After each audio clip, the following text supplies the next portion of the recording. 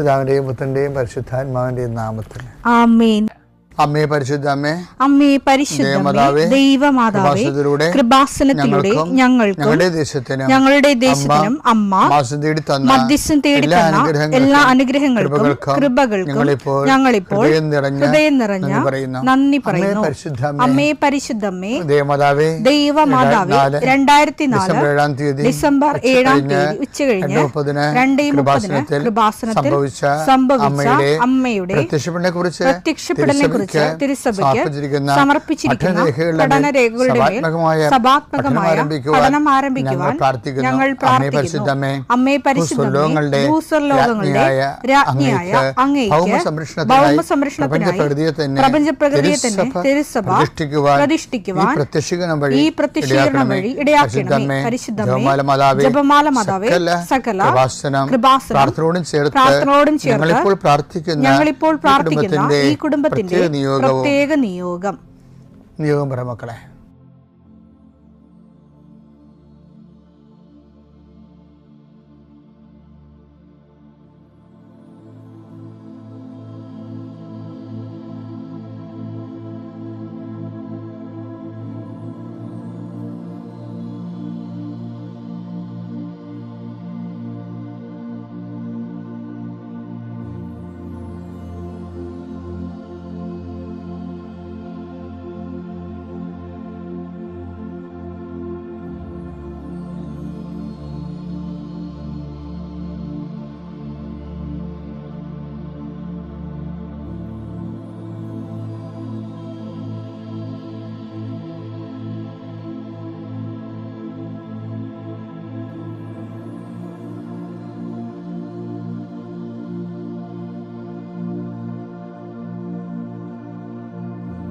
അമ്മയുടെ പ്രത്യക്ഷീകരണത്തിന്റെ ഈ അനുഗ്രഹവേളയിൽ ഞങ്ങൾക്ക് സാധിച്ചു തരുവാൻ കനിയണമേ. ആമേൻ. വിശ്വാസ പ്രമാണം. സർവശക്തനായ പിതാവും ആകാശത്തിന്റെയും ഭൂമിയുടെയും സൃഷ്ടാവുമായ ദൈവത്തിൽ ഞാൻ വിശ്വസിക്കുന്നു. അവിടുത്തെ ഏകപുത്രനും ഞങ്ങളുടെ കർത്താവുമായ ഈശോമിശിഹായിലും ഞാൻ വിശ്വസിക്കുന്നു. ഈ പുത്രൻ പരിശുദ്ധാത്മാവിനാൽ ഗർഭസ്ഥനായി കന്യകാമറിയത്തിൽ നിന്ന് പിറന്ന് പൊന്തിയോസ് പീലാത്തോസിന്റെ കാലത്ത് പീഡകൾ സഹിച്ച് കുരിശിൽ തറയ്ക്കപ്പെട്ട് മരിച്ച് അടക്കപ്പെട്ട് പാതാളങ്ങളിൽ ഇറങ്ങി മരിച്ചവരുടെ ഇടയിൽ നിന്ന് 3-ാം നാൾ ഉയർത്ത് സ്വർഗത്തിലേക്ക് എഴുന്നള്ളി സർവശക്തിയുള്ള പിതാവായ ദൈവത്തിന്റെ വലതുഭാഗത്തിരിക്കുന്നു. അവിടെ നിന്ന് ജീവിക്കുന്നവരെയും മരിച്ചവരെയും വിധിക്കുവാൻ വരുമെന്നും ഞാൻ വിശ്വസിക്കുന്നു. പരിശുദ്ധാത്മാവിലും ഞാൻ വിശ്വസിക്കുന്നു. വിശുദ്ധ കത്തോലിക്കാ സഭയിലും പുണ്യവാന്മാരുടെ ഐക്യത്തിലും പാപങ്ങളുടെ മോചനത്തിലും ശരീരത്തിന്റെ ഉയർപ്പിലും നിത്യമായ ജീവിതത്തിലും ഞാൻ വിശ്വസിക്കുന്നു. ആമേൻ. സ്വർഗ്ഗസ്ഥനായ ഞങ്ങളുടെ പിതാവേ, അങ്ങയുടെ നാമം പൂജിതമാകണമേ. അങ്ങയുടെ രാജ്യം വരണമേ. അങ്ങയുടെ തിരുമനസ് സ്വർഗത്തിലെ പോലെ ഭൂമിയിലും ആകണമേ. അന്നു വേണ്ടുന്ന ആഹാരം ഇന്ന് ഞങ്ങൾക്ക് തരണമേ.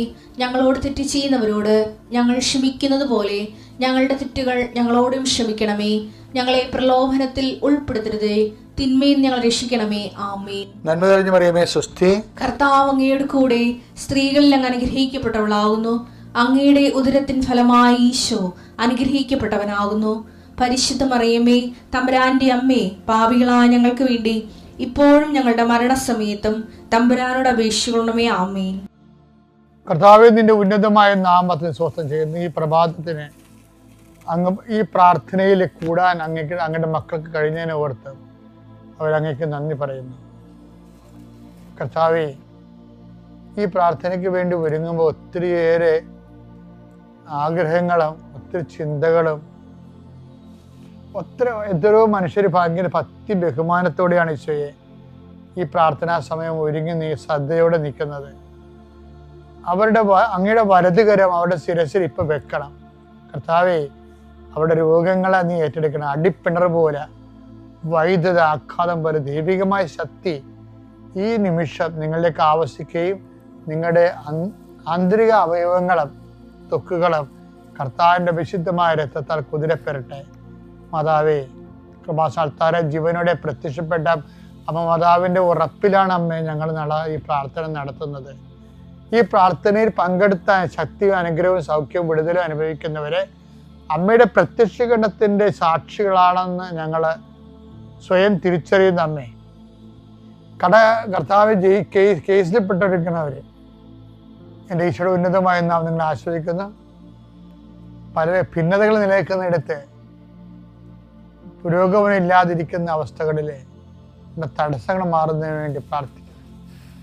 എൻ്റെ കർത്താവിൻ്റെ ഉന്നതമായ നാമത്തിൽ സഭയുടെ അധികാരത്തിൽ ഇന്നത്തെ മുഴുവൻ സംരംഭങ്ങളെ, ഇന്നത്തെ മുഴുവൻ ചിന്തകളെ, ഇന്നത്തെ മുഴുവൻ ഇടപാടുകളെ, ഇന്നത്തെ മുഴുവൻ കയ്യൊപ്പുകളെ, ഇന്നത്തെ മുഴുവൻ എഴുത്തുകുത്തുകളെ, ഇന്നത്തെ മുഴുവനും മെയിൽ സെൻഡിങ് കർത്താവിൻ്റെ നാമത്തെ ആസ്വദിക്കുന്നു. ഇത്രയും പിതാപുത്രനും പരിശുദ്ധാത്മാ നീക്കുവാമേ. നമ്മളിന്ന് കാണുന്നത് മത്തായിയുടെ സുവിശേഷം 5:8. ഹൃദയശുദ്ധിയുള്ളവർ ഭാഗ്യവാന്മാർ, ഹൃദയശുദ്ധിയുള്ളവർ ഭാഗ്യവാന്മാർ, അവർ ദൈവത്തെ കാണും, അവർ ദൈവത്തെ കാണും. ആ ഹൃദയശുദ്ധിയിലും നമ്മൾ എന്നെ പ്രതി മനുഷ്യർ നിങ്ങളെ അവഹേളിക്കുകയും വ്യാജ്യമായി എല്ലാത്തരം കുറ്റങ്ങളും ആരോപിക്കുകയും ചെയ്യുമ്പോൾ നിങ്ങൾ ആഹ്ലാദിച്ചുല്ലസിക്കുകയും സ്വർഗം നിങ്ങൾക്കുള്ള പ്രതിഫലം വലുതായിരിക്കും. ഈ പ്രതിഫലത്തിലേക്കാണ് ഹൃദയശുദ്ധി പറയുന്നത്. ദൈവത്തെ കാണുമെന്ന് പറഞ്ഞാൽ എന്താണ്? പ്രതിഫലം വലുതായിരിക്കും എന്നല്ലേ പറയുന്നില്ലേ? അപ്പൊ സ്വർഗസ്ഥമായ ഒരു അവസ്ഥയിൽ ദൈവത്തെ കണ്ടുകൊണ്ട് ആനന്ദിക്കുന്നതാണ് നമ്മുടെ സുവിശേഷത്തിന്റെ ലക്ഷ്യമെന്ന് നിങ്ങൾക്കറിയാവില്ല, സുവിശേഷ ജീവിതത്തിന്റെ. അതുകൊണ്ടാണ് ആ ഹൃദയശുദ്ധിയും സ്വർഗവും തമ്മിൽ ബന്ധപ്പെട്ടിരിക്കുന്നത്. ഹൃദയശുദ്ധി എന്ന് പറയുന്നത് വക്രതയില്ലാത്ത, കൗടില്യമില്ലാത്ത, കാപട്യമില്ലാത്ത ക്രിസ്തുവിനെ സ്വീകരിക്കാനുള്ള ശുദ്ധതയാണ്. എൻ്റെ ഹൃദയശുദ്ധത ഉണ്ടായിട്ട് കാര്യമില്ലല്ല. പരിശുദ്ധ അമ്മയാണ് ഞാൻ നോക്കിയിട്ട് ഏറ്റവും വലിയ ഹൃദയശുദ്ധിയുള്ള ആള്. എൻ്റെ കാര്യം എന്താ പറയുക, അവർക്ക് 16 വയസ്സാ. അപ്പോൾ അവർ നീ ഗർഭം ധരിക്കും എന്ന് പറഞ്ഞത് ശുദ്ധത കൊണ്ടല്ലേ ഗർഭം ധരിച്ചത്. അവരത് വിശ്വസിച്ചു. അതാണ് അവർ ദൈവത്തെ ഗർഭം ധരിച്ചത്. വിശ്വാസവും ഹൃദയശുദ്ധതയും തമ്മിൽ ഭയങ്കര ബന്ധമുണ്ട്. വിശ്വസിക്കുന്നവന് അടിസ്ഥാന യോഗ്യത എന്ന് പറഞ്ഞാൽ ഹൃദയശുദ്ധതയാണ്. എന്താണ് ഇപ്പം നമ്മുടെ ക്യാൻസർ 4ാം സ്റ്റേജ്, ഡോക്ടർ പറഞ്ഞ് അറിയിക്കാൻ പറഞ്ഞ് ഹൃദയശുദ്ധിയുള്ള പറയും ക്യാൻസർ പറഞ്ഞാൽ അത് കർത്താവ് എൻ്റെ താഴെയല്ലേ അത് എന്നാണ് ഹൃദയശുദ്ധത. അപ്പോൾ കേട്ട വിചാരിക്കും വട്ടാണെന്ന് പറയും. അങ്ങനെയല്ല, ദൈവം സമസ്തവൻ്റെ പാദത്തിൻ്റെ കീഴാക്കിയിരിക്കുകയല്ലേ. അപ്പം നമ്മുടെ വിശ്വാസത്തിൻ്റെ എക്സ്പ്രഷൻസ്, വിശ്വാസം വരണത് ഹൃദയശുദ്ധതയിൽ നിന്നാണ് വിശ്വാസം വരണത്. അപ്പൊ നിങ്ങളൊന്ന് പ്രാർത്ഥിച്ചേ, കർത്താവായ ദൈവമേ, ഹൃദയശുദ്ധതയുടെ അടിസ്ഥാനത്തില് സങ്കീർണത ഒഴിവാക്കി, വക്രത ഒഴിവാക്കി, ബുദ്ധിപരമായ ഇടപെടൽ ഒഴിവാക്കി ദൈവത്തിൽ വിശ്വസിക്കുവാൻ, വിശ്വസിക്കുന്നത് നടക്കുമെന്ന് മനസ്സിലാക്കുവാൻ, അതനുസരിച്ച് ജീവിതം സാക്ഷീകരിക്കുവാൻ, പരിശുദ്ധ അമ്മയെ പോലെ കർത്താവിന്റെ ദാസി എന്റെ വചനം പോലെ നിറവേറട്ടെ എന്ന് എന്നിൽ നിറവേറട്ടെ പറയുന്ന ഒരു ഹൃദയശുദ്ധത എനിക്ക് ലഭിക്കുവാൻ അതുവഴി ക്രിസ്തുവിനെ സ്വീകരിക്കാൻ ലോകത്തിന് കൊടുക്കുവാൻ എന്നെ ഒരുക്കണമേ. ഇടയിൽ എന്നെ ഏറ്റുപറയുന്നവനെ എൻ്റെ സ്വർഗസ്ഥനായ പിതാവിൻ്റെ മുൻപിൽ ഞാനും ഏറ്റുപറയും. Praise the Lord. ഞാൻ ഈ പുണ്യഭൂമിയിൽ വരുവാനും ഉടമ്പടി എടുക്കുവാനും ഉണ്ടായ സാഹചര്യം ചെറുതായിട്ട് ഞാനൊന്ന് പറയാം. ഞാനൊരു പ്രവാസിയായിരുന്നു.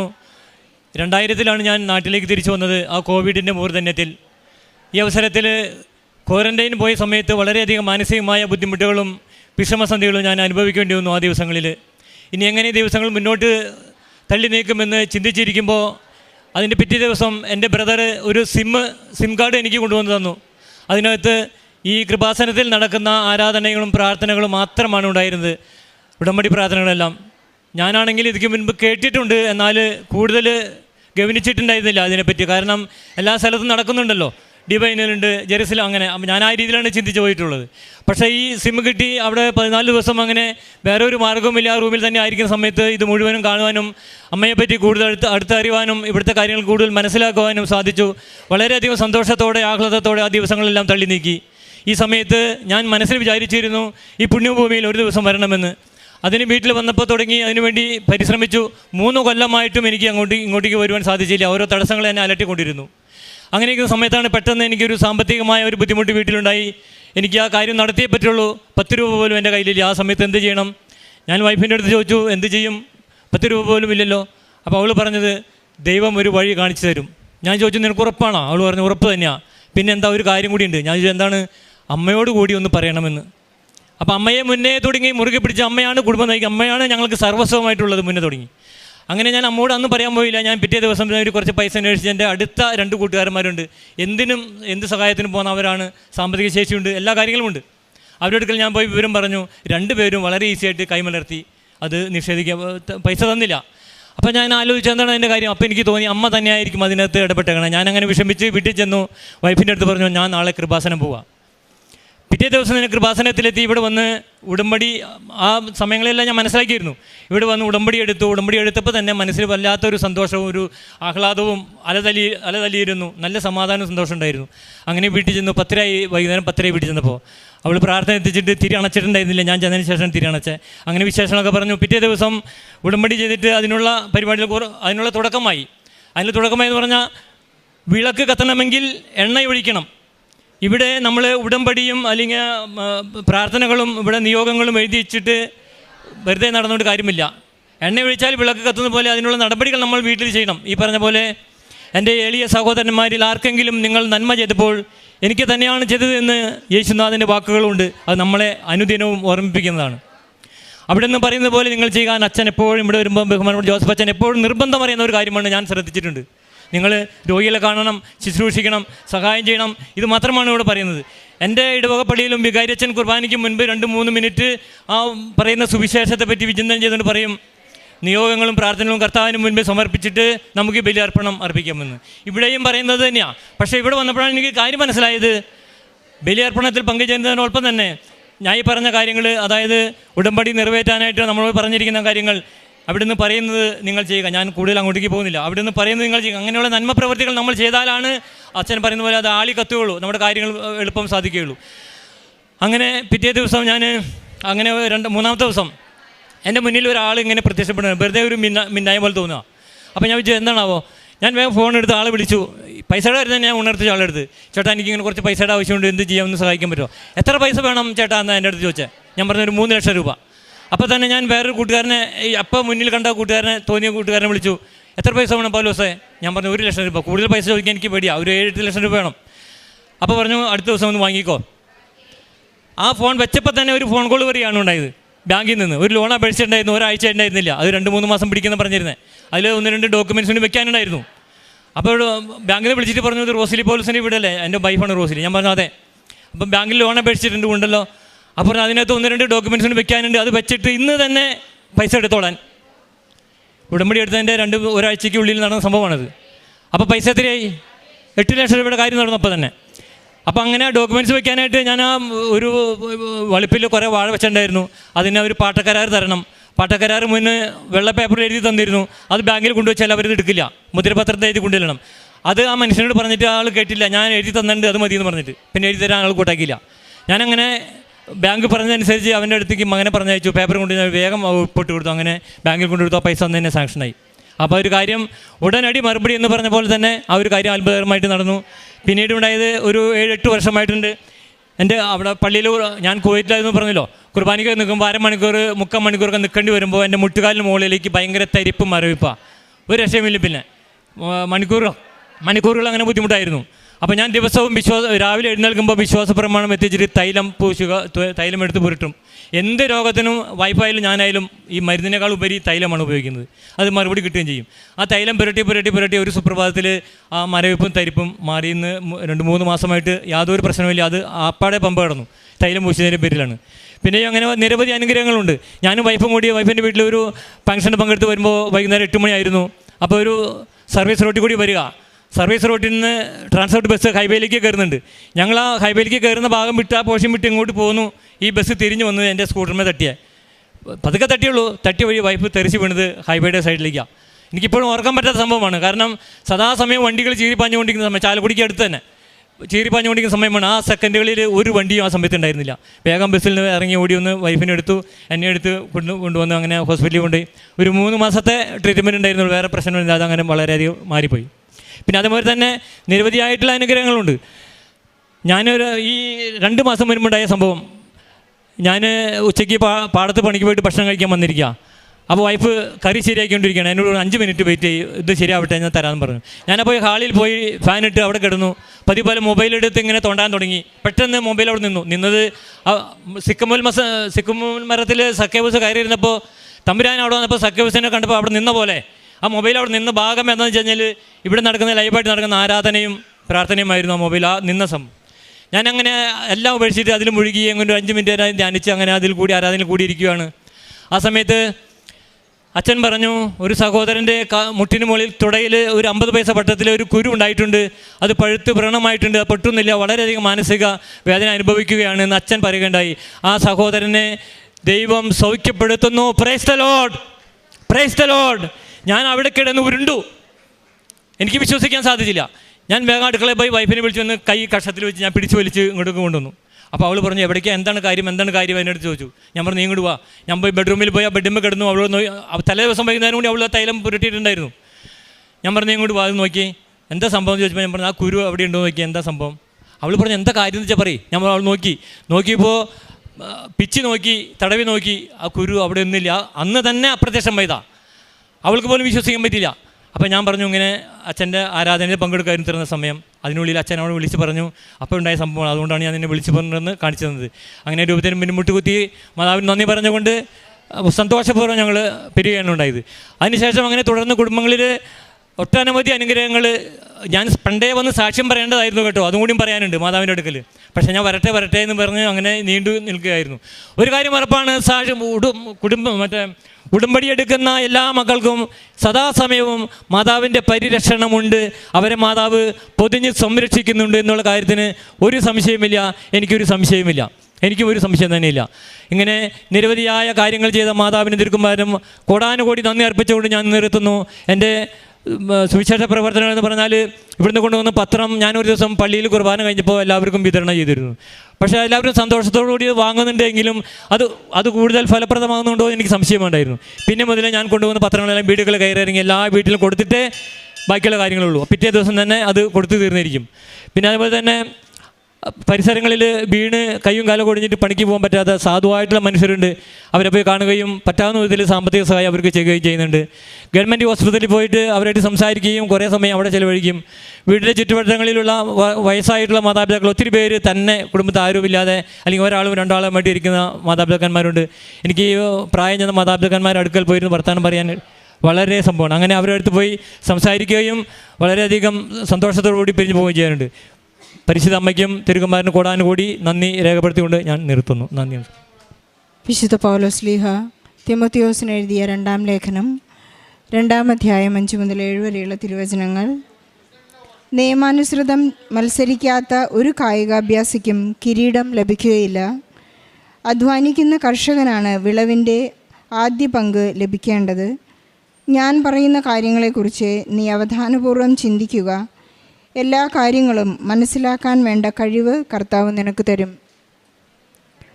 പൗലോസ് എന്ന ഈ സഹോദരൻ്റെ വളരെ ശക്തമായ പ്രത്യക്ഷീകരണ സാക്ഷ്യത്തിൽ നമുക്ക് മനസ്സിലാകുന്നത്, ദൈവം നമുക്ക് വചനത്തിലൂടെ ഒരുപാട് സൗഖ്യവും സമാധാനവും സന്തോഷവും സമ്പത്തും ഐശ്വര്യവും എല്ലാം തന്നെ തികച്ചു തരുന്നു. നമ്മുടെ എല്ലാ കുറവുകളെയും നിറവുകളാക്കുന്ന ഒരു വലിയ സാക്ഷ്യമാണ് ഈ സഹോദരനോട് പങ്കുവച്ചത്. പൗലോസിന് പറയാനുള്ളത്, എനിക്ക് ഒരു സിം കാർഡാണ് എന്നെ ഇങ്ങോട്ട് നയിച്ചത്. നമുക്കൊരു പക്ഷേ ഒരു സുഹൃത്തായിരിക്കാം, അല്ലെങ്കിൽ ഒരു കൃപാസനം പത്രമായിരിക്കാം, അല്ലെങ്കിൽ ഏതെങ്കിലും ഒരു സന്ദേശമായിരിക്കാം. ഇങ്ങനെയൊക്കെയാണ് ആരെങ്കിലും ഇവിടെ വരുന്ന എല്ലാവർക്കും ഒരു ഡേറ്റ് ഉണ്ട്. പരിശുദ്ധ അമ്മ നമ്മെ ആകർഷിക്കുന്ന, പരിശുദ്ധ അമ്മ നമ്മെ വിളിക്കുന്ന ഒരു ദിവസം ഇവിടെ വരുന്ന എല്ലാവർക്കുമുണ്ട്. ആ ഡേറ്റ് നാം എല്ലാവരും ഓർത്തിരിക്കും. പരിശുദ്ധ അമ്മ എന്നെ വിളിച്ച ദിവസം, ഈ കൃപാസനത്തിലേക്ക് കയറി വന്ന ദിവസം അതായിരുന്നു. നമുക്ക് ഡേറ്റും സമയവും ഒക്കെ കൃത്യമായി അറിയാം. കാരണം നാം പരിശുദ്ധ അമ്മയുടെ ആലയത്തിലേക്കാണ് വന്നിരിക്കുന്നത്. പരിശുദ്ധ അമ്മ പ്രത്യക്ഷപ്പെട്ട ഈ സ്ഥലത്താണ് പരിശുദ്ധ അമ്മ നമ്മെ കൂട്ടിക്കൊണ്ടുവന്നിരിക്കുന്നത്. ഈ സഹോദരനും അത് തന്നെയാണ് പറയാനുള്ളത്. 10 രൂപ പോലും കയ്യിലില്ലാതിരുന്ന, പ്രവാസിയായി കഴിഞ്ഞിരുന്ന സമയത്ത് മറ്റൊന്നും കേൾക്കാനില്ല, വളരെ ദാഹത്തോടു കൂടി സിം കാർഡിലുണ്ടായിരുന്ന കാര്യങ്ങൾ കൃപാസനത്തെക്കുറിച്ച് മാത്രമായിരുന്നു. പരിശുദ്ധ അമ്മയുടെ മാധ്യസ്ഥതയിൽ ഈശോ പ്രാപിച്ചിരുന്ന എല്ലാ അത്ഭുതങ്ങളെക്കുറിച്ചും അച്ഛൻ്റെ ആരാധനകളും ഇവിടുത്തെ സാക്ഷ്യങ്ങളുമെല്ലാം അദ്ദേഹം വളരെ ദാഹത്തോടെ ഉത്സാഹത്തോടെ കേട്ടു. അപ്പോൾ അദ്ദേഹത്തിന് മനസ്സിലായി എൻ്റെ പ്രശ്നങ്ങൾക്ക് പരിഹാരം തൻ്റെ ജീവിത പങ്കാളിയോട് ഷെയർ ചെയ്തപ്പോൾ ജീവിത പങ്കാളി പറഞ്ഞു, ദൈവം നടത്തി തരും, പക്ഷെ നമുക്ക് അമ്മയോടുകൂടെ ഒന്ന് പറയാം. ജീവിത പങ്കാളിയുടെ ഒരു വലിയ വലിയൊരു പങ്ക് ഇവിടെയുണ്ട്. അദ്ദേഹം പറഞ്ഞതനുസരിച്ച് ഇവർ രണ്ടുപേരും ഉടമ്പടിയെടുത്ത് പ്രാർത്ഥിക്കാൻ തുടങ്ങിയപ്പോൾ ഉടൻ പരിഹാരം. അദ്ദേഹം പറയുകയായിരുന്നു, എനിക്കുണ്ടായിരുന്ന വലിയ കടബാധ്യതകൾ, എന്നെ ആദ്യം കൈമലർത്തി നിസ്സഹായത കാണിച്ച സുഹൃത്തുക്കൾ ഒരു സമയത്തുണ്ടായിരുന്നെങ്കിലും ഉടമ്പടി എടുത്തു കഴിഞ്ഞപ്പോൾ ഒരാഴ്ചയ്ക്കുള്ളിൽ എനിക്ക് ബാങ്ക് ലോൺ പാസ്സാകുന്നു. എനിക്കുണ്ടായിരുന്ന സുഹൃത്തുക്കളെല്ലാം എന്നെ വളരെയധികം ലക്ഷം രൂപകൾ തന്ന് എന്നെ സഹായിക്കുന്നു. പരിശുദ്ധ അമ്മ നമുക്ക് വേണ്ടി ഒരു ദൂതനെ അയക്കുന്ന, ഈശോയുടെ ആ വലിയ സംരക്ഷണം നമുക്ക് ലഭിക്കുന്ന സഹോദരന് ലഭിക്കുന്ന ഒരു സാക്ഷ്യമായിരുന്നു ഇത്. തൻ്റെ ജീവിതത്തിലുണ്ടായൊരു വലിയ അസ്വസ്ഥതയെക്കുറിച്ച് അദ്ദേഹം പറഞ്ഞു. 8 വർഷം കാലമായിട്ടുണ്ടായിരുന്ന കാലിൻ്റെ മരവിപ്പ്, കാലിൻ്റെ തുടയിലുണ്ടായിരുന്ന ഒരു പരു, വളരെ ഉത്സാഹത്തോടു കൂടിയാണ് അദ്ദേഹം പറയുന്നത്. അത് അപ്രത്യക്ഷമായി. വചനം കേട്ടുകൊണ്ടിരുന്നപ്പോൾ സക്കൈവൂസ് ഒരു മരക്കൊമ്പിലിരുന്ന്, എൻ്റെ അഹന്തയിൽ ഞാൻ കയറിയിരുന്ന് എനിക്കുണ്ടായിരുന്ന വചനം കേട്ടപ്പോൾ ഈശോ എന്നെ സന്ദർശിച്ചപ്പോൾ ഈശോ പറഞ്ഞത്, ഇന്ന് ഈ ഭവനത്തിന് രക്ഷ കൈവന്നിരിക്കുന്നു എന്നാണ് സക്കൈവൂസിനോട് പറഞ്ഞത്. അതുപോലെ തന്നെ ഇദ്ദേഹം എത്ര തന്നെ ആത്മീയമായി ജീവിച്ചിരുന്നുവെങ്കിലും ഈശോയുടെ ആ വചനമാണ് അദ്ദേഹത്തെ സുഖപ്പെടുത്തി അദ്ദേഹത്തെ ഈ ആലയത്തിലേക്ക് കൂട്ടിക്കൊണ്ടുവന്നത്. നമുക്കെപ്പോഴും വചനം ശ്രവിച്ചുകൊണ്ടിരിക്കാം. ഇവിടെ ഉടമ്പടിയുടെ സാക്ഷ്യങ്ങൾ പറയുന്ന എല്ലാ മക്കളും പറയാറുണ്ട്, ഞാൻ സാക്ഷ്യങ്ങൾ കേട്ടുകൊണ്ടിരിക്കുന്നു. ഞാൻ സീരിയലിനും സിനിമകൾക്കും അതുപോലെ തന്നെ സൈറ്റുകൾക്കൊക്കെ അഡിക്ഷൻ ആയിരുന്ന ഒരു വ്യക്തിയായിരുന്നു. പക്ഷേ ഇന്ന് എൻ്റെ ഏറ്റവും വലിയ അഡിക്ഷൻ ഇവിടുത്തെ ആരാധനയാണ്. ആരാധന പങ്കുകൊണ്ടിരിക്കുമ്പോഴാണ് നമുക്ക് ഒരുപാട് സൗഖ്യങ്ങൾ ലഭിച്ചുകൊണ്ടിരിക്കുന്നത്. നമുക്ക് ജോസഫ് അച്ഛനോട് ഒരുപാട് മെസ്സേജുകളാണ്. നമ്മുടെ സൗഖ്യം കൃത്യമായി നമുക്ക് ഓരോരുത്തർക്കും നമ്മുടെ ശരീരത്തിലോ നമ്മുടെ ജീവിതാവസ്ഥയിലോ ഉണ്ടാകുന്ന എല്ലാ അപകട സൂചനകൾക്കും അച്ഛൻ കൃത്യമായി നമുക്ക് ആരാധനയിലൂടെ മെസ്സേജ് തന്നുകൊണ്ടിരിക്കും. അത് നാം സംരക്ഷിക്കപ്പെട്ടിരിക്കും. നമുക്ക് ഈശോയ്ക്കും പരിശുദ്ധ അമ്മയ്ക്കും നന്ദി പറയാം. അദ്ദേഹം ചെയ്യുന്ന ഒരു നല്ല കാരുണ്യ പ്രവൃത്തിയെക്കുറിച്ച് നമുക്ക് പ്രാക്ടീസ് ചെയ്യാം. സമയം ആരുമില്ലാത്ത വയസ്സായിട്ടുള്ള പ്രായമായിട്ടുള്ള മക്കളുടെ അടുത്ത് ചെന്നിരുന്ന് ഞാൻ സമയം ചെലവഴിച്ച് അവരോട് സംസാരിക്കുന്നു എന്നൊരു നല്ല കാരുണ്യ പ്രവൃത്തിക്ക് ഉടമ കൂടിയാണ് ഈ പൗലോസ് എന്ന സഹോദരൻ. നമുക്ക് ഈശോയ്ക്കും പരിശുദ്ധ അമ്മയ്ക്കും നന്ദി പറയാം. പ്രവാസികളായി കഴിയുന്ന എല്ലാ മക്കളെയും ഈ സാക്ഷ്യത്തോട് ചേർത്ത് വയ്ക്കാം. ജീവിതത്തിൽ നിരാശ നിറഞ്ഞിരിക്കുന്ന എല്ലാ മക്കളെയും, ഡിപ്രഷനിലായിരിക്കുന്ന എല്ലാ മക്കളെയും ഈ സാക്ഷ്യത്തോട് ചേർത്ത് വെച്ച് ആരോഗ്യത്തെ സംബന്ധിച്ച് വിഷമിക്കുന്ന എല്ലാവരെയും ഈ സാക്ഷ്യത്തോട് ചേർത്ത് വെച്ച് ഈശോയ്ക്കും പരിശുദ്ധ അമ്മയ്ക്കും നല്ലൊരു കൈയടി നൽകി സാക്ഷ്യം നമുക്ക് സമർപ്പിക്കാം. തന്നെ കൃപാസന മാതാവിനും ഈശോയ്ക്കും 1000 നന്ദി. എൻ്റെ പേര് ലൈബി. ഞാൻ ഇരിങ്ങാലക്കുട രൂപത അമ്പഴക്കാട് ഇടവകയിൽ നിന്ന് വരുന്നു.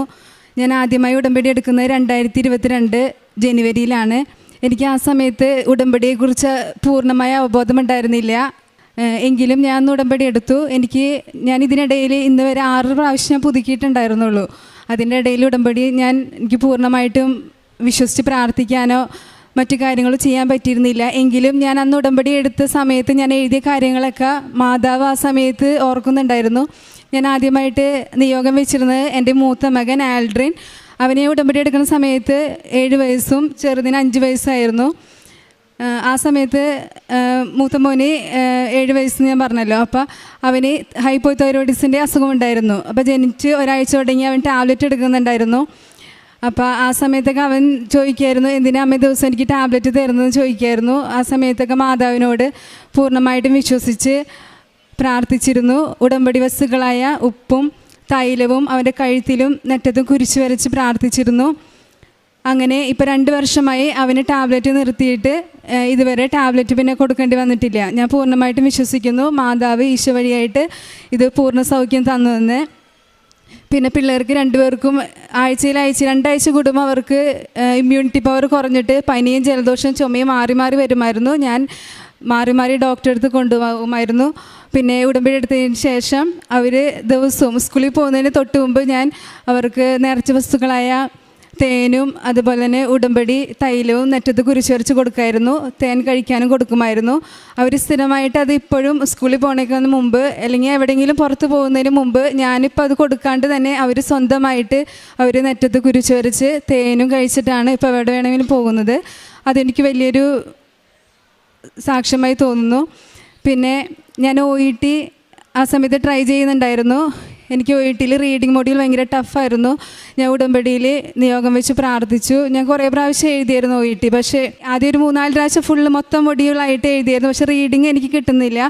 അങ്ങനെ ഞാൻ അത് സെപ്പറേറ്റ് അത് എഴുതി. അതിലും എനിക്ക് 320 മാർക്കേ കിട്ടുന്നുള്ളൂ. 3 മാർക്ക് എപ്പോഴും പോകുമായിരുന്നു. ലാസ്റ്റ് 12ാമത്തെ പ്രാവശ്യം എനിക്ക് OET പാസ്സാകാൻ സാധിച്ചു. അയർലൻഡ് സ്കോർ നൽകി. മാതാവ് ഈശോ വഴിയായിട്ട് എന്നെ അനുഗ്രഹിച്ചു. ഇപ്പോൾ അയർലൻഡ് പ്രോസസ്സിങ്ങിലാണ് ഞാൻ. ഉടമ്പടി പ്രകാരം എക്സാമിന് പോയപ്പോൾ ഞാൻ ഉടമ്പടി വസ്തുക്കളായ തേൻ കഴിക്കുകയും അതുപോലെ ഉടമ്പടി ഉപ്പ് ഭക്ഷിക്കുകയും പരീക്ഷാ ഹാളിൽ ഉടമ്പടി ഉപ്പ് വിതറുകയും വിശ്വാസ പ്രമാണം എത്തിക്കുകയും അതുപോലെ തന്നെ എക്സാം പേപ്പറിൽ കുരിശ് വരച്ച് വിശ്വാസ പ്രമാണം ചൊല്ലി ഉടമ്പടി കാശ് രൂപം കൊണ്ടുപോയിരുന്നു. അച്ഛൻ തന്നിട്ടുണ്ടായിരുന്നു. അത് കൊണ്ടുപോയി പ്രാർത്ഥിച്ചിരുന്നു. അങ്ങനെ എനിക്ക് എക്സാം പാസ്സാവാൻ പറ്റി. ഇപ്പം ഞാൻ അയർലൻഡ് പ്രോസസ്സിങ്ങിലാണ്. പിന്നെ എനിക്ക് ടോൺസിലേറ്റിൻ്റെ അസുഖം, എനിക്ക് മിക്ക മാസവും എനിക്ക് തൊണ്ടവേദന വരും. എന്തെങ്കിലും തണുത്ത് കഴിച്ചാലും പെട്ടെന്ന് എനിക്ക് തൊണ്ടവേദന വരുമായിരുന്നു. ഞാനപ്പോൾ ഇന്ന് യോഗം വെച്ച് പ്രാർത്ഥിച്ചു. ഇപ്പം തൊണ്ടവേദന വരും, എന്നാലും കൊല്ലത്തിൽ 1-2 പ്രാവശ്യമൊക്കെ വരുള്ളൂ. അത് വലിയ കാര്യമായിട്ട് എനിക്ക് ബുദ്ധിമുട്ടുകളൊന്നും ഉണ്ടാവാറില്ല. അതെനിക്ക് പൂർണ്ണ സൗഖ്യം കിട്ടിയെന്ന് ഞാൻ വിശ്വസിക്കുന്നു. പിന്നെ ഞാൻ എൻ്റെ ബ്രസ്റ്റിന് താഴെയായിട്ട് 2 തടുപ്പ് എനിക്ക് ഫീൽ ചെയ്തിരുന്നു. ഞാൻ അത് കാര്യമാക്കിയിരുന്നില്ല. പക്ഷേ ഉടമ്പടി നേർച്ച വസ്തുക്കളായ തൈലം ഞാൻ വെച്ച് കുരിശ് വരച്ച് പ്രാർത്ഥിച്ചിരുന്നു. പിന്നെ അതെപ്പോഴോ ഞാൻ ഓർക്കുന്ന പോലുമില്ല, എപ്പോഴോ അത് അപ്രത്യക്ഷമായി പോയി. പിന്നെ ഇതെൻ്റെ ഹസ്ബൻഡ്, ചേട്ടൻ മാൾട്ടയ്ക്ക് പോകാനായിട്ട് ഇപ്പം നാട്ടിലാണ്. 2 വർഷം മുമ്പ് മാൾട്ടയ്ക്ക് പോകാനായിട്ട് തടസ്സം ഉണ്ടായിരുന്നു. അപ്പോൾ ഇവിടെ വന്ന് പ്രാർത്ഥിച്ച് പോകുന്ന വഴിയായിട്ട് അത് ശരിയായി എന്നുള്ള മെയിൽ വന്നു. അങ്ങനെ പോകാൻ സാധിച്ചു. പിന്നെ ഇപ്പം നാട്ടിൽ വന്നിട്ട് ഒരു വെൽഡിംഗ് വർക്ക്ഷോപ്പ് ഇടാനും സാധിച്ചു. പിന്നെ ചേട്ടൻ അവിടെ വെൽഡിങ്ങിൻ്റെ സമയത്ത്, മാൾട്ടയിലായിരുന്ന സമയത്ത് ഒരു റാഡ് എക്സ്റേ വെൽഡിംഗ് ആണ്. അപ്പോൾ ഒരു റാഡ് ചെവിടിൻ്റെ ഉള്ളിൽ കൂടെ, ഈർക്കിൽ പോലത്തെ ഒരു സാധനമാണ്, ചെവിടിൻ്റെ ഉള്ളിൽ കൂടെ തുളഞ്ഞു കയറി. അപ്പോൾ ഞാനിവിടെ നിന്ന് മാതാവിനോട് പ്രാർത്ഥിച്ചു. ഉടമ്പടി തൈലം എൻ്റെ ചെവിയിൽ കുരിശ് വരച്ച് വിശ്വാസപ്രമാണം ചൊല്ലി പ്രാർത്ഥിച്ചു. അതുവഴിയായിട്ട് യാതൊരു കുഴപ്പവും ഉണ്ടായിരുന്നില്ല. പിന്നെ 2 മാസത്തിന് മുമ്പ് ചേട്ടന് നെഞ്ചുവേദന വന്നിരുന്നു. 1-2 വർഷം വന്നിരുന്നു. അപ്പോൾ ഹോസ്പിറ്റലിൽ പോയി, ഞാൻ വർക്ക് ചെയ്യുന്ന ഹോസ്പിറ്റലിൽ പോയി ECG എടുത്തപ്പോൾ അതിനകത്ത് പൾസ് റേറ്റ് ഭയങ്കര കുറവാണ്. 60 താഴെ, 50, 52, 54 ആ റേഞ്ചിൽ നിൽക്കണു. അപ്പോൾ ഡോക്ടർ പറഞ്ഞു ഒരു കാർഡിയോളജിസ്റ്റിനെ കാണിക്കാൻ. അങ്ങനെ ഞങ്ങളൊരു കാർഡിയോളജിസ്റ്റിനെ കാണിച്ചു. അങ്ങനെ എക്കോ ടെസ്റ്റ് ചെയ്തു, TMT ടെസ്റ്റ് ചെയ്തു.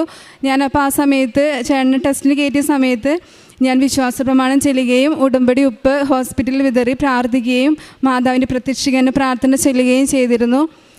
അതിൻ്റെ ഫലമായിട്ട് ടെസ്റ്റ് റിസൾട്ട് എല്ലാം നോർമലായിരുന്നു. പിന്നെ അതിനുശേഷം യാതൊരു ബുദ്ധിമുട്ടും ഉണ്ടായിരുന്നില്ല. പിന്നെ പ്രേക്ഷിത പ്രവർത്തനമായിട്ട് ഞാൻ ഇവിടെ വരുമ്പോഴൊക്കെ പത്രവിതരണം നടത്തിയിരുന്നു. ഗവൺമെൻറ് ഹോസ്പിറ്റലിൽ പോയി പത്രം കൊടുക്കുമായിരുന്നു. പത്രം കൊടുക്കുന്ന സമയത്ത് എല്ലാവരും ഒരു പുച്ഛത്തോടെയുള്ള നോട്ടവും ഒരു മനോഭാവമൊക്കെ തോന്നിയിരുന്നു. എങ്കിലും ഞാൻ പത്രം കൊടുക്കുന്ന സമയത്ത് അവർ ഏതെങ്കിലും ഒരു സാക്ഷ്യം വായിക്കുവാണെങ്കിൽ അത് ആ വായിക്കുന്ന സമയത്ത് മാതാവ് അവർക്ക് ഏതെങ്കിലും ഒരു കുഞ്ഞനുഗ്രഹമാണെങ്കിലും കൊടുക്കണമെന്ന് പ്രാർത്ഥിച്ചുകൊണ്ടാണ് ഞാൻ കൃപാസന പത്രം കൊടുത്തിരുന്നത്. അതുപോലെ തന്നെ ഞാൻ സാക്ഷ്യങ്ങൾ, അച്ഛൻ്റെ ഉടമ്പടി ധ്യാനവും സാക്ഷ്യങ്ങളും ഫ്രണ്ട്സിനും അതുപോലെ സ്റ്റാറ്റസായിട്ടൊക്കെ ഇടുമായിരുന്നു. ഇത്രയും അനുഗ്രഹങ്ങൾ തന്ന ഈശോയ്ക്കും കൃപാസന മാതാവിനും കോടാനുകോടി നന്ദി. ലൂക്ക 1:49-50 തിരുവചനങ്ങൾ. ശക്തനായവൻ എനിക്ക് വലിയ കാര്യങ്ങൾ ചെയ്തിരിക്കുന്നു. അവിടുത്തെ നാമം പരിശുദ്ധമാണ്. അവിടുത്തെ ഭക്തരുടെ മേൽ തലമുറകൾ തോറും അവിടുന്ന് കരുണ വർഷിക്കും. ലൈബി നിജോ എന്ന ഈ സഹോദരിയും ജീവിത പങ്കാളിയും വലിയ സന്തോഷത്തോടുകൂടി കുടുംബത്തിൽ ഓരോരുത്തർക്ക് ലഭിച്ച മരിയൻ ദൈവാനുഭവങ്ങളെ സാക്ഷ്യപ്പെടുത്തുകയാണ്. ഏറ്റവും പ്രാധാന്യത്തോടെ മകൾ സൂചിപ്പിച്ചത് മകളുടെ OET എക്സാമിനെ കുറിച്ചാണ്. പ്രിയമുള്ളവരെ, ഉടമ്പടി ജീവിതം നമ്മളെ ഓരോരുത്തരെയും കുറേ കൂടി ദൈവസന്നിധിയിൽ കൃപ കണ്ടെത്തുന്നവരായി ജീവിക്കുവാൻ, ദൈവത്തിൽ ശരണപ്പെട്ടുകൊണ്ട് ജീവിത ക്ലേശങ്ങൾ പൂർണ്ണമായും അമ്മ മാതാവിലൂടെ ഈശോയ്ക്ക് സമർപ്പിക്കുവാൻ നമ്മളെ ബലപ്പെടുത്തുകയാണ്. കാൽവരിയിൽ കുരിശിൻ ചുവട്ടിൽ മകൻ്റെ വലിയ സഹനങ്ങൾക്കൊപ്പം നിന്ന് അമ്മ നമ്മുടെ ജീവിത സഹനങ്ങളെ ഏറ്റെടുക്കുകയും മകൻ്റെ ജീവിതവും മരണവും അത് രക്ഷാകരമായിരുന്നതുപോലെ നമ്മുടെ ത്യാഗപൂർണമായ ജീവിതം അത് വിശ്വസ്തത പക്വതയോടുകൂടി നിർവഹിക്കുമ്പോൾ നമുക്കത് രക്ഷയ്ക്കും അനുഗ്രഹത്തിനും കാരണമാകും വിധം അമ്മ നമുക്ക് വേണ്ടി ഈശോയുടെ അരികിൽ മാധ്യസ്ഥം വഹിക്കുകയാണ്. ഒരു കണ്ണീരും പാഴായി പോവില്ലെന്ന്, ഒരലച്ചിലും അനാഥമായി പോവില്ലെന്ന്, ഓരോ പരിശ്രമത്തിനും ദൈവികമായ സംരക്ഷണം ലഭിക്കുമെന്ന്, നിൻ്റെ കഴിവ് കുറവാണെങ്കിലും ജീവിതത്തിൻ്റെ സാഹചര്യങ്ങൾക്ക് ഏറെ പരിമിതിയുണ്ടെങ്കിലും നീ ആശ്രയിച്ച് വിശ്വസിച്ച് പ്രാർത്ഥിക്കുന്ന നിൻ്റെ അമ്മ മാതാവും തിരുക്കുമാരനും നിൻ്റെ ജീവിതത്തിലുള്ള വിശ്വസ്തതയും ദൈവത്തോടുള്ള വിധേയത്വവും നിൻ്റെ ജീവിതത്തിന് ആവശ്യമായ നന്മകൾ നൽകുവാൻ കൂടെ നിന്ന് സഹായിക്കുമെന്ന് ഓരോ ഉടമ്പടി സാക്ഷ്യത്തിലൂടെയും ലോകത്തോട് വിളിച്ചു പറയുകയാണ്. ഈ മക്കളും ഉടമ്പടി എടുത്ത കാലം മുതൽ അമ്മ മാതാവിനോട് ചേർന്ന് ദൈവത്തോടുള്ള വിശ്വസ്തതയിൽ ജീവിതം പുനഃസമർപ്പിക്കുമ്പോൾ അത് ജീവിതത്തിൽ വരുന്ന ഇടയ്ക്കിടയ്ക്ക് ഉണ്ടാവുന്ന ഓരോ ജീവിത വിഷയത്തിന്മേലും ദൈവികമായ ശക്തിയും തീരുമാനങ്ങളും ഇടപെടലുകളും ലഭിച്ചുകൊണ്ട് ജീവിതം സുരക്ഷിതമാക്കുന്നത്, സങ്കടങ്ങൾ മാറിപ്പോകുന്നത്, രോഗം സൗഖ്യപ്പെടുന്നത്, ശുഭകരമായ ഭാവിയിലേക്ക് ജീവിതത്തെ കൈപിടിച്ച് നടത്തുന്നത് ഈ അൾത്താരയിൽ ഏറ്റുപറയുകയാണ്. ഈ കുടുംബത്തിൽ ലഭിച്ച ഈ അനുഗ്രഹങ്ങൾക്ക് അമ്മ മാതാവിനും തിരുക്കുമാരനും നന്ദി പറഞ്ഞുകൊണ്ട് നമ്മുടെ ജീവിത വിഷയങ്ങളെയും കൃപാസന മാതാവിലൂടെ ഈശോ ഏറ്റെടുത്ത് പ്രത്യക്ഷീകരണത്തിന് സാക്ഷികളാകുവാൻ നമ്മളെ സഹായിക്കണമേ എന്ന് പ്രാർത്ഥിച്ചുകൊണ്ട് കരങ്ങളടിച്ച് ഈ സാക്ഷ്യം സമർപ്പിക്കാം.